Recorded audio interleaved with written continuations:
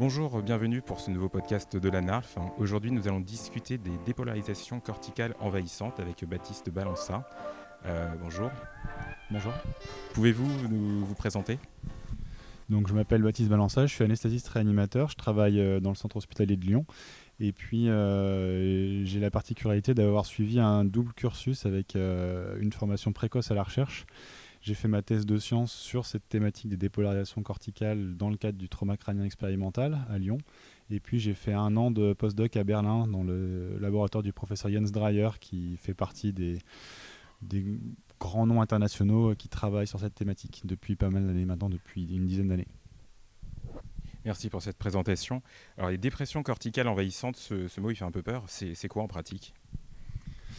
Alors, le terme dépression et dépolarisation, ils sont souvent utilisés ensemble, mais en fait, la dépression, c'est vraiment la conséquence de la dépolarisation, donc on parlera plutôt de dépolarisation corticale. Ensuite, c'est quelque chose qui survient dès lors qu'on va agresser le cortex, en fait. C'est un peu comme le sus-décalage du segment ST du cerveau. Dès qu'on va avoir une agression du cortex, que ce soit mécanique, chimique, vasculaire, ischémique, ça survient. Alors d'un point de vue expérimental, on peut le déclencher de plein de façons. On peut piquer le cortex, on peut apposer du potassium sur le cortex, du glutamate. En réalité, ce qui déclenche dans la pathologie ces phénomènes de dépolarisation est encore assez mal connu. Il y a plusieurs équipes qui travaillent dessus.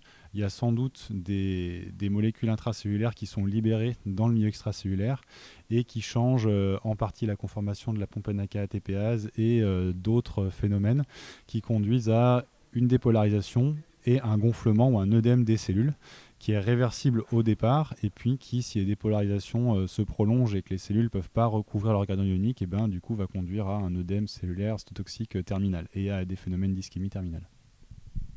D'accord, donc là maintenant on voit où est la NK-ATPase dans cette physiopathe.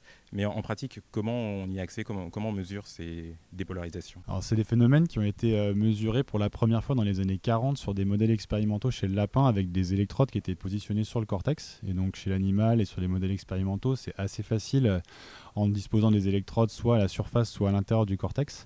Chez l'homme, du coup, c'est un peu plus compliqué parce qu'on a aussi besoin d'avoir ces électrodes qui sont en contact direct avec le cortex. Par exemple, avec des électrodes d'EEG de scalp, c'est quelque chose qu'on ne peut pas mesurer parce qu'il y a des problèmes de diffusion des champs électriques, de conductance qui font que ces phénomènes sont très très lents. La dépolarisation dure plusieurs secondes, on ne peut pas les enregistrer sur l'EEG de scalp.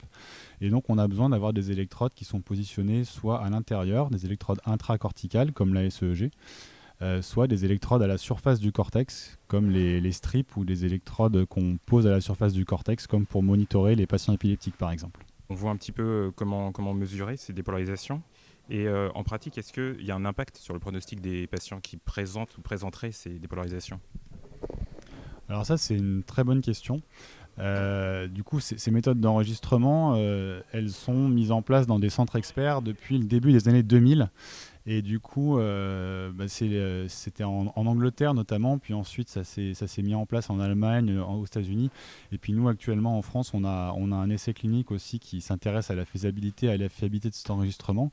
Et donc maintenant, depuis une vingtaine d'années, on a beaucoup de données pour montrer que ça survient dans 100% des AVC ischémiques s'il vient malin, ça survient dans 50% des traumatismes crâniens graves et à peu près dans 70% des hémorragies méningées de haut grade. Et dans toutes ces pathologies, toutes ces agressions neurologiques aiguës, ça représente un biomarqueur de gravité. Les malades qui en présentent ont un moins bon pronostic, font plus de lésions retardées, font plus d'ischémie cérébrale retardée dans l'hémorragie méningée. Donc maintenant, c'est clairement reconnu comme un marqueur de gravité et de mauvais pronostic. Donc c'est associé à un mauvais pronostic, mais est-ce que c'est une association ou bien est-ce qu'il y a un lien de causalité ? Donc ça, c'est quelque chose dont on n'a pas parlé dans l'aspect physiopathologique, mais non seulement c'est des biomarqueurs de gravité ainsi que des biomarqueurs de nouvelles lésions, parce que ce qui est intéressant de voir aussi, c'est que ça survient dès lors qu'il y a des nouvelles lésions, et donc on peut s'en servir comme un signal d'alarme qu'il est en train de se passer quelque chose au niveau du cortex. Mais en plus, lorsque ces phénomènes surviennent et se propagent sur le cortex, donc ils se propagent lentement à quelques millimètres par minute, ça fait des ondes qui progressent très lentement, et en fait, c'est ce qui est à la base de l'aura migraineuse. Donc déjà, par exemple, quand ça survient, l'activité de fond du cortex s'arrête et il va y avoir un déficit neurologique. Dans la migraine, il peut y avoir des auras visuelles, mais il peut y avoir aussi des auras motrices avec des déficits neurologiques. Donc déjà, quand ça survient, on va avoir un déficit neurologique. Et ensuite, dans certains contextes, comme le traumatisme crânien grave ou l'hémorragie méningée, et ben, ces phénomènes peuvent avoir, au lieu de couplage hyperémique, une réduction du débit sanguin et générer des phénomènes ischémiques qui peuvent être transitoires ou prolongés avec des lésions corticales définitives. Et donc, à la fois, ce sont des biomarqueurs de nouvelles lésions, des biomarqueurs de gravité, et ça participe à la physiopathologie de la progression des lésions cérébrales. Et est-ce qu'on a un moyen de traiter ces dépolarisations? Alors expérimentalement, ce qui marche très bien pour réduire la fréquence de ces dépolarisations, c'est essentiellement les antagonistes des récepteurs NMDA comme le MK801 ou la kétamine qui est utilisée régulièrement en pratique clinique, mais on n'a pour l'instant aucune molécule qui permet de bloquer complètement leur survenue ainsi que leur propagation. On peut la réduire, mais on n'arrivera jamais à les bloquer. Parce que la survenue est multifactorielle, dépend énormément de calioniques et donc pour l'instant, c'est pas encore disponible. Ce qui est sûr, c'est que les essais cliniques qui sont en cours et ce qui est maintenant bien admis par la communauté qui utilise ce monitorage en recherche et en pratique clinique maintenant, c'est que on peut s'en servir comme un marqueur de nouvelles lésions. Donc dès lors que ces phénomènes surviennent, c'est un peu comme un marqueur de souffrance cérébrale, comme une PTiO2 un peu basse, et donc il va falloir vérifier l'oxygénation, vérifier la glycémie, vérifier la pression de perfusion cérébrale et vérifier qu'on n'a pas de vasospasme symptomatique, de nouvelles thromboses ou de nouvelles choses qui sont en train de se passer. Une fois qu'on a contrôlé tout ça, il y a des données qui sont encourageantes sur la kétamine pour réduire la survenue de ces phénomènes de dépolarisation avec des phénomènes de tachyphylaxie. Et pour l'instant, il y a plusieurs essais qui sont en cours, qui sont des essais de faisabilité pour voir est-ce que c'est faisable et est-ce qu'on peut avoir un bénéfice à utiliser de la kétamine dans ce contexte. Merci pour ce panorama. Et s'il fallait qu'on suive de près les résultats de quelques études, il faut suivre quelle étude? Alors pour l'instant, il y a une étude à ma connaissance qui a démarré aux États-Unis, qui inclut plusieurs centres, notamment en Floride, de Jed Hartings, qui s'intéresse à la prise en charge qu'on peut faire pour ces patients-là, et puis essentiellement pour les traumatisés crâniens graves.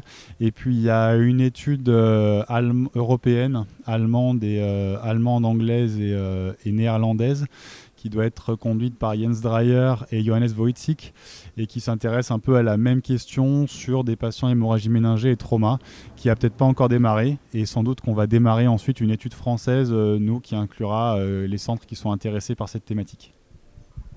Merci Baptiste, grâce à toi on en sait beaucoup plus sur ce sujet. À bientôt. Merci, à bientôt.